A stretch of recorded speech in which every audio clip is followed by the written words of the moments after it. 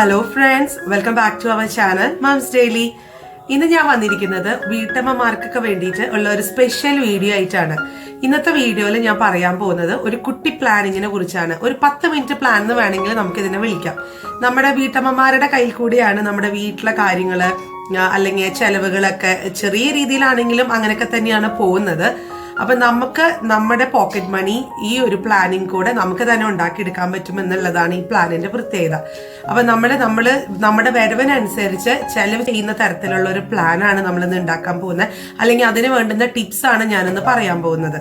നമ്മള് ചെലവാക്കുന്ന അല്ലെങ്കിൽ നമ്മൾ നമ്മുടെ വീട്ടിലെ ആവശ്യങ്ങൾക്കൊക്കെ വേണ്ടി ചെലവാക്കുന്ന തുകയുടെ അല്ലെങ്കിൽ അതിന് ചെലവാക്കുന്ന പൈസക്കൊക്കെ വേണ്ടിയിട്ടുള്ള ഒരു പ്ലാൻ നമ്മൾ വെച്ച് കഴിഞ്ഞാൽ നമുക്ക് അതിന് വേണ്ടിയിട്ട് ഒരു ബുക്കൊക്കെ മാറ്റി വെച്ച് അതിനകത്ത് ഓരോ ദിവസത്തെയും അല്ലെങ്കിൽ ഓരോ ദിവസം തന്നെ എഴുതുന്നതാണ് ഏറ്റവും നല്ലത്. അല്ലെങ്കിൽ ഒരു 2 ദിവസം കൂടുമെങ്കിലും നമ്മൾ ആ ചെലവുകളൊക്കെ ഒന്ന് എഴുതി അതിന് വേണ്ടുന്ന ടിപ്സൊക്കെ ഞാൻ പറഞ്ഞു തരാം. ഇങ്ങനെ ഞാൻ പറയുന്നതിനേക്കാളും നല്ലത് ഞാൻ എൻ്റെ മുഖം വെച്ചിട്ട് പറയുന്നതിനേക്കാളും നല്ലത് നമുക്ക് വേറൊരു രീതിയിൽ പറയായിരിക്കും.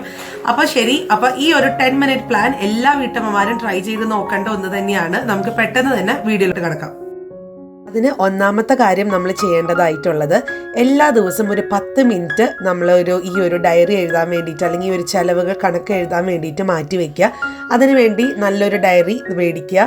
നല്ല ഡയറി എന്ന് പറയുമ്പോൾ കുറച്ചൊരു കളർഫുൾ ആയിട്ടുള്ള ഡയറി, നമുക്കൊരു പോസിറ്റീവ് എനർജി തരുന്ന തരത്തിലുള്ള കാണാൻ ഭംഗിയൊക്കെയുള്ള ഒരു ഡയറി മേടിക്കുക. എന്നിട്ട് എന്നും രാത്രി കിടക്കുന്നതിന് മുന്നേ, നമ്മൾ ഉറങ്ങാൻ പോകുന്നതിന് മുൻപ് എഴുതുന്നതാണ് ഏറ്റവും നല്ലത്. നമ്മൾ അതുപോലെ തന്നെ ചെലവുകൾ, വരവ്, ചെലവൊക്കെ എഴുതുമ്പം എപ്പോഴും കൃത്യമായിട്ട് തന്നെ എഴുതി വെക്കുക. ഓരോ പൈസ പോലും നമ്മൾ എത്ര രൂപ, അതിൻ്റെ കൂടെയുള്ള പൈസ കണക്ക് പോലും എഴുതി വെക്കുക. നമ്മളെല്ലാം ഇപ്പം നമ്മുടെ കുഞ്ഞുങ്ങൾക്ക് മിഠായി മേടിച്ചു കൊടുത്തതാവാം, അല്ലെങ്കിൽ നമ്മൾ എന്തെങ്കിലും മറന്നു വെച്ചിട്ട് നമ്മൾ തിരിച്ചെടുക്കാൻ പോയപ്പോൾ നമ്മൾ കൊടുത്തിട്ടുള്ള ഓട്ടോ കൂലിയോ അങ്ങനെ വല്ലതും ആയിരിക്കാം. അല്ലെങ്കിൽ നമ്മളിപ്പോൾ കറണ്ട് ബില്ല് അടയ്ക്കാൻ വൈകിയതിന് നമ്മൾ എക്സ്ട്രാ ഫൈൻ കെട്ടിയതായിരിക്കാം. അങ്ങനെ നമ്മൾ ഓരോ രൂപ നമ്മൾ ഓർത്തെടുത്തിട്ട് എഴുതി വെക്കുക എന്നുള്ളതാണ്. അപ്പോൾ ഇത് നമുക്ക് നമ്മുടെ പല രീതിയിലും പല ഫോർമാറ്റിലും നമുക്ക് എഴുതാൻ പറ്റും. ഇപ്പം ഞാനിതൊരു ജസ്റ്റ് ഒരു റഫ് ഐഡിയ പറഞ്ഞു തരാം. അപ്പോൾ ആദ്യം നമ്മുടെ ഇൻകം, നമ്മുടെ ഒരു മാസത്തെ വരവ് എത്രയാണെന്ന് എഴുതുക. പിന്നെ അതിന് തൊട്ട് താഴെ തന്നെ ചെലവ് എഴുതുക. പിന്നെ നമുക്കിതൊരു 2 കോളമായിട്ട് തരം തിരിക്കാം. അതായത് ആവശ്യങ്ങളും, അതായത് അത്യാവശ്യമായിട്ട് ഉള്ള കാര്യങ്ങൾ അല്ലെങ്കിൽ നമ്മൾ അനാവശ്യമായിട്ട് ചെലവാക്കിയത് എന്നൊക്കെയുള്ള രീതിയിലുള്ള 2 തരത്തിലുള്ള കോളം എടുത്തിട്ടുണ്ട്. അപ്പം ഞാനിന്ന് ഇവിടെ 2 തരത്തിലാണ്. ഒന്ന് അത്യാവശ്യ ചെലവുകൾ എന്ന് പറഞ്ഞിട്ട്, അതുപോലെ തന്നെ മറ്റേതെന്ന് പറഞ്ഞത് നമ്മൾ അനാവശ്യമായിട്ട് ചെലവാക്കിയ പൈസയും. അനാവശ്യം എന്ന് പറയുന്നതൊക്കെ ചിലപ്പോൾ ഈ പറഞ്ഞ പോലെ നമ്മൾ എന്തെങ്കിലുമൊക്കെ മറന്നു വെച്ചിട്ട് എടുക്കാൻ പോകും. അതൊരു എക്സാമ്പിൾ മാത്രം കേട്ടോ. നമുക്ക് പല അനാവശ്യങ്ങളും നമ്മൾ ചെലവാക്കുന്നുണ്ടാവും. അല്ലെങ്കിൽ പിന്നെ ഇപ്പം എന്തെങ്കിലും അങ്ങനത്തെ എമൗണ്ടുകളൊക്കെ ഓരോരോ അതാത് കോളത്തിനനുസരിച്ച് എഴുതുക. അതാണ് പിന്നീട് ചെയ്യേണ്ടതായിട്ടുള്ള കാര്യങ്ങൾ. പിന്നെ അതുമാത്രമല്ല, നമുക്ക് ഓരോ ആഴ്ചയും നമ്മൾ ബില്ലുകൾ അല്ലെങ്കിൽ നമ്മൾ എന്തെങ്കിലും പേയ്മെൻറ്റ് ചെയ്തതിൻ്റെ റെസീറ്റുകൾ ഇതെല്ലാം നമ്മൾ എടുത്തു വെക്കണം. എന്നിട്ട് നമ്മൾ അതിൻ്റെ കറക്റ്റ് എമൗണ്ട് നമ്മുടെ ഈ ഒരു ബുക്കിനകത്ത് എഴുതി വയ്ക്കാൻ നോക്കുക. അല്ലെങ്കിൽ കുഞ്ഞുങ്ങളുടെ ബില്ലായിരിക്കാം, അല്ലെങ്കിൽ എന്തെങ്കിലും ബാങ്കിൽ നമ്മൾ അടയ്ക്കേണ്ട EMI ആയിരിക്കാം, അല്ലെങ്കിൽ കുട്ടികളുടെ ഫീസ് ആയിരിക്കാം, അല്ലെങ്കിൽ എന്തെങ്കിലും ഒരു ഫൈനൊക്കെ ആയിരിക്കാം. അപ്പോൾ നമുക്ക് അറിയാൻ പറ്റും നമ്മൾ എത്രത്തോളം രൂപയാണ് നമ്മൾ അങ്ങനെ ചിലവാക്കുന്നത് എന്നുള്ളൊരു ധാരണ നമുക്കറിയാം. നമ്മുടെ തലയിൽ ഇതൊക്കെ ഓടുന്നുണ്ട് എങ്കിൽ പോലും നമുക്കതൊരു ഓരോ ദിവസം നമ്മൾ ചിലവാക്കിയ പൈസ ഇതുപോലെ അങ്ങ് എഴുതി വെക്കുകയാണെന്നുണ്ടെങ്കിൽ നമുക്ക് ഒത്തിരി ഹെൽപ്ഫുള്ളാണ്. നമുക്ക് അറിയാൻ പറ്റും നമ്മുടെ കൈക്കോടെ പോകുന്ന അനാവശ്യമായിട്ടുള്ള കാര്യങ്ങൾ, ചിലവുകൾ എന്താണെന്നുള്ളത് നമുക്ക് അറിയാൻ പറ്റും. പിന്നെ ഓരോ മാസത്തെയും കണക്കുകൾ കൃത്യമായിട്ട് തന്നെ എഴുതി സൂക്ഷിച്ച് വെക്കുക.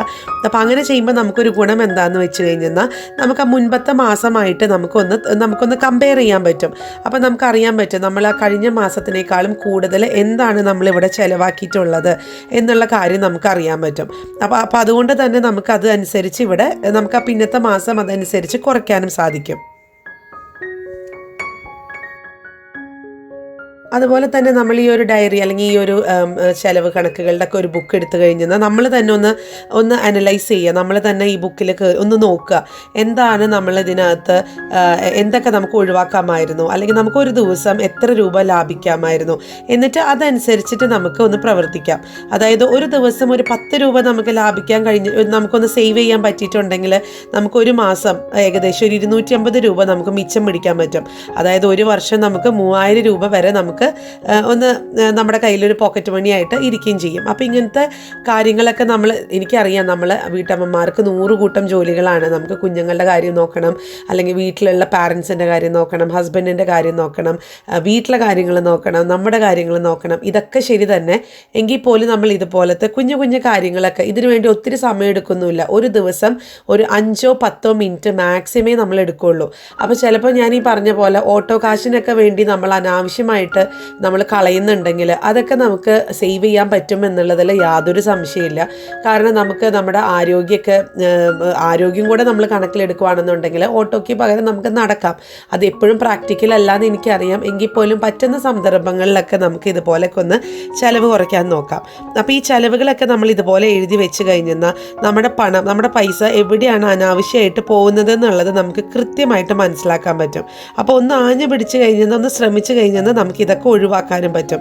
ഇപ്പം നമ്മുടെ കണക്ക് കൂട്ടുകളൊക്കെ കൃത്യമായിരിക്കും, അതിലൊന്നും ഒരു സംശയമില്ല. പക്ഷേ നമുക്കൊരു മുന്നത്തെ മാസങ്ങളിലുള്ള ഒരു കമ്പയർ ചെയ്യാൻ പറ്റിയിട്ട് നമുക്ക് അതിനനുസരിച്ച് എന്തെങ്കിലും കുറയ്ക്കാൻ പറ്റുവാണെന്നുണ്ടെങ്കിൽ, ആ കുറയ്ക്കുന്നത് വഴി കുറച്ച് പണം നമുക്ക് സേവ് ചെയ്യാൻ പറ്റുവാണെന്നുണ്ടെങ്കിൽ അതൊത്തിരി നല്ലതല്ലേ.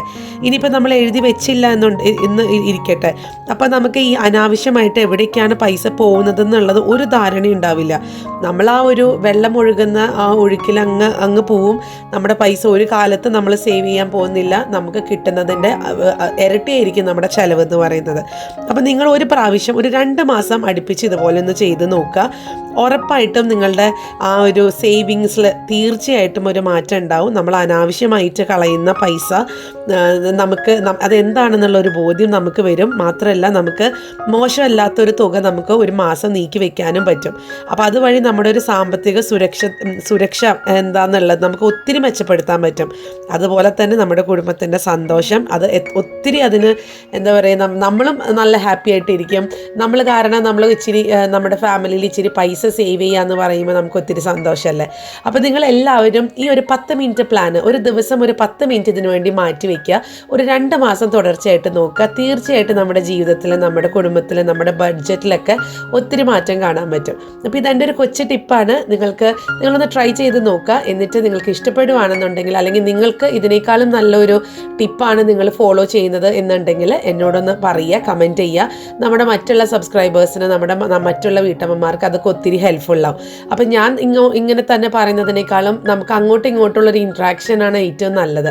അപ്പോൾ ഈ കമൻറ്റൊക്കെ വായിക്കുന്ന ഒത്തിരി സബ്സ്ക്രൈബേഴ്സും ഉണ്ടതാണ്. അപ്പോൾ അവർക്കും ഈ പറഞ്ഞ പോലെ കമൻറ്റിൽ കൂടെ അവർക്ക് പുതിയ പുതിയ ഐഡിയാസ് കിട്ടുന്നതും നമുക്ക് എന്താ പറയുക, വരവിനനുസരിച്ച് ചിലവ് ചെയ്യാമെന്നുള്ള ആ ഒരു കോൺസെപ്റ്റ് നമുക്ക് യാഥാർത്ഥ്യമാക്കാനും ശ്രമിച്ചു നോക്കാം. ഇതെൻ്റെ ഒരു കൊച്ചു ടിപ്പാണ്. നമുക്കൊന്ന് നോക്കാം അല്ലേ. അപ്പോൾ എല്ലാവരും ട്രൈ ചെയ്ത് നോക്കുക. അപ്പോൾ എന്നിട്ട് നിങ്ങളുടെ അഭിപ്രായങ്ങൾ അറിയിക്കുക. എന്നിട്ട് നിങ്ങൾക്ക് ഈ ചാനൽ ഇഷ്ടപ്പെടുവാണെന്നുണ്ടെങ്കിൽ സബ്സ്ക്രൈബ് ചെയ്യാനും മറക്കരുത് കേട്ടോ. അപ്പോൾ അടുത്തൊരു വീഡിയോ ആയിട്ട് നമുക്ക് ഉടനെ കാണാം. അൻറ്റിൽ ദെൻ ബൈ.